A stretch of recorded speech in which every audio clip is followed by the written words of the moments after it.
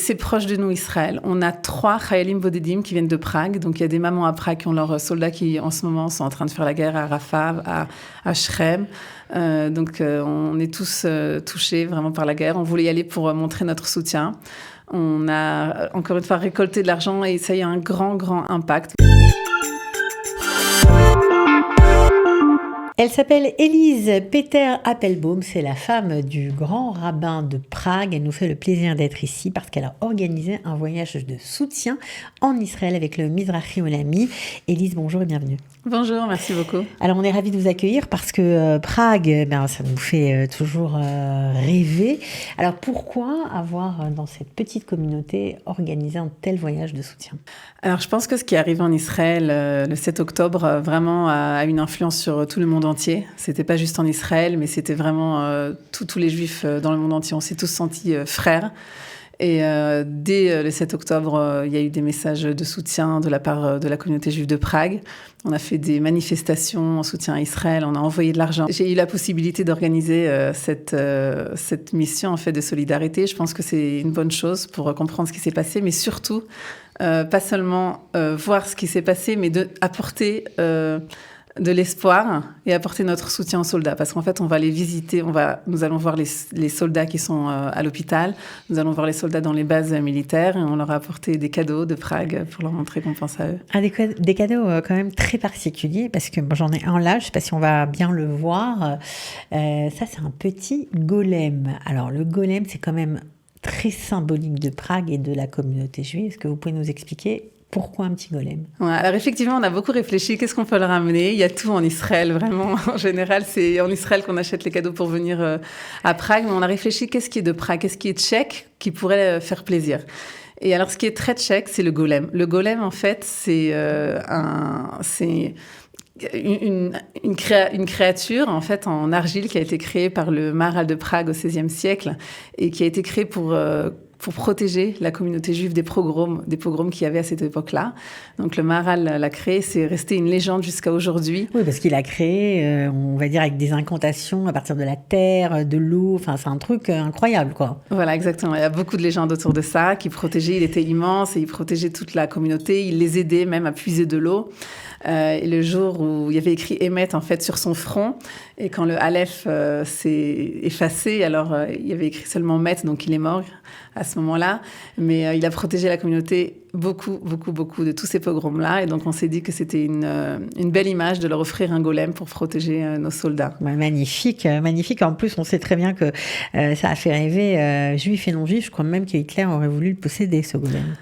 Oui, c'est vrai que la légende dit que les restes du golem, en fait, la terre, l'argile, il est revenu à la terre, sont dans le toit de la synagogue Vieille Nouvelle de Prague. La synagogue qu'on voit juste derrière vous, d'ailleurs. Exactement. Ouais. Donc voilà, moi je n'y suis pas allée, donc je ne peux pas vous dire s'il est encore là ou pas, mais la légende dit qu'il est encore là. Ok, très belle synagogue. Je crois que c'est une des seules qui est en fonction depuis enfin, une synagogue de cette époque, du XIIIe siècle. C'est une des dernières. C'est la dernière. La seule, ouais. C'est l'unique synagogue en Europe qui est la plus vieille du XIIIe siècle, comme vous avez dit, et qui est encore en service. C'est-à-dire qu'on prie là-bas. Tous les Shabbats, on prie là-bas. Des fois en semaine aussi. On a des mariages, on a des brit milah là-bas. C'est vraiment beau de faire revivre cette synagogue parce qu'en fait, beaucoup de gens viennent au musée juif et voient cette synagogue uniquement comme un musée. Mais nous, vraiment, on essaye de faire vivre la synagogue. Alors, est-ce que vous avez subi, on va dire, malgré le fait que vous soyez une petite communauté, 1500 personnes, des marques, vous avez ressenti l'antisémitisme ou pas ? Alors, on a de la chance. Moi, je suis française, donc je peux comparer avec la France d'origine, mais ça fait 12 ans que j'habite à Prague et c'est un pays qui n'est pas du tout antisémite. Vraiment, on ne voit pas, c'est un pays très athée aussi, peut-être qui explique pourquoi les gens ne sont pas antisémites, ils sont pas vraiment religieux. Et en plus de ça, le gouvernement est très pro-israélien. Donc on a des manifestations pro-israéliennes. Le président tchèque était... il y a quelques mois en Israël, le ministre des Affaires étrangères tchèque était le premier, je crois, à s'être rendu en Israël après le début de la guerre. Depuis finalement la guerre d'indépendance en 1948, l'État tchèque a aidé avec des armes Israël. Donc en fait, là, il y a une amitié, je dirais, très forte entre nos deux pays. Ok. Bon, alors pour vous, c'est quand même un voyage, j'imagine, très émouvant parce que vous allez voir les soldats, oui, mais vous allez aussi aller sur les lieux du massacre. Vous allez aller à Nova, vous allez voir tout ce qui s'est passé. En tout cas, voilà, vous n'êtes pas très nombreux, mais je crois que c'était vraiment important pour ceux qui sont là. Ouais. Je dois dire vraiment, on est un petit groupe de 12, mais je suis très contente déjà qu'on soit 12. Et encore une fois, c'est proche de nous, Israël. On a 3 Chayalim Bodedim qui viennent de Prague. Donc, il y a des mamans à Prague qui ont leurs soldats qui, en ce moment, sont en train de faire la guerre à Rafah, à Shrem.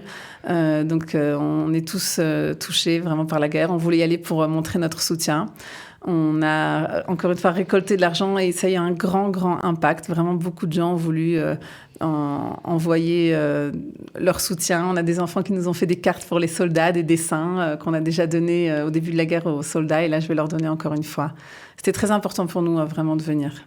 Ouais, et de gâter les soldats, parce qu'il n'y a pas que le golem, hein. Vous allez arriver aussi les bras chargés de cadeaux, il y a du chocolat, il y a des bons pour acheter des livres, enfin bon, vous Exactement, on s'est demandé qu'est-ce qu'on pourrait leur apporter encore une fois de Prague. Alors la première idée qui nous est venue, c'était le golem, et ensuite on s'est dit on va leur donner du chocolat. Le chocolat, je pense que ça fait toujours très plaisir.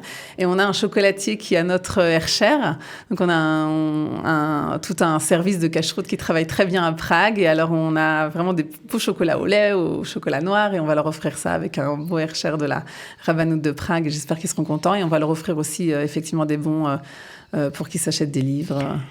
Ok, qu'est-ce que vous allez, on va dire, garder de ce voyage lorsque vous allez rentrer à la maison ? Déjà, je pense qu'on s'apercevra peut-être plus ce qui s'est passé quand on le voit vraiment nous-mêmes. En général, vous savez, quand on fait ce genre de voyage, on vient pour nous donner de l'espoir et montrer notre soutien. Et j'ai l'impression, parce que ça fait 3 fois que je viens depuis septembre, que ce sont plus les Israéliens qui nous donnent cette force de continuer. Parce que vous êtes vraiment... vous allez de l'avant et vraiment, voilà, on est obligé de continuer à vivre et j'ai l'impression que les Israéliens aussi vont nous donner beaucoup de courage pour continuer à être fiers d'être juifs à Prague. Bien sûr, et tout à votre honneur parce que je crois que dans la synagogue justement qui s'appelle Altnoi ou Altnaï, c'est selon, vous avez aussi accroché les photos des otages, donc ça doit être vraiment impressionnant d'écouter un office dans la synagogue du Maharal de Prague en voyant un petit bout d'Israël meurtri. Dans cette synagogue. C'est vrai, exactement. On a mis les photos de toutes les personnes qui étaient otages à Gaza. On les a mis dans les synagogues, sur les places de chacun, au-dessus des places de chacun. On les a mis dans la rue, sur le mur du musée juif. J'avoue que j'ai dit qu'il n'y avait pas d'antisémitisme, mais les affiches avaient été arrachées. À l'époque. Ouais, avaient été arrachées. L'Union des étudiants juifs tchèques, le lendemain, ont réimprimé et recollé des affiches et elles y sont jusqu'à aujourd'hui. Donc, ouais. Bon, alors en tout cas, pour ceux qui ont envie d'aller faire un petit tour, je fais pas de pub, hein, mais bon, peut-être ceux qui ont envie d'aller se détendre, je crois que vous avez beaucoup d'infrastructures très pratiques, restaurants communautaires, cachers ouverts Shabbat et fête, un hôtel aussi cacher, il y a beaucoup de choses, donc c'est sympathique pour ceux qui ont envie d'aller s'aérer un petit peu, pas trop longtemps, parce qu'ils reviennent tous ici après. Bon, nous, on espère que vous allez bientôt nous rejoindre, on vous souhaite le meilleur, merci d'avoir témoigné, voilà, et merci pour ce voyage de soutien. Merci à vous, merci beaucoup. À bientôt. Au revoir.